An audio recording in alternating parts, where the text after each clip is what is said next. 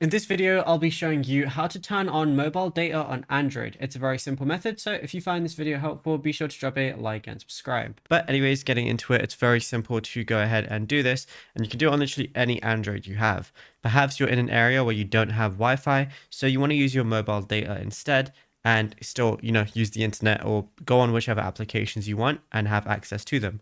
So all you want to do is go over to your settings application. Go ahead and scroll down and you're going to see connections as one of the options.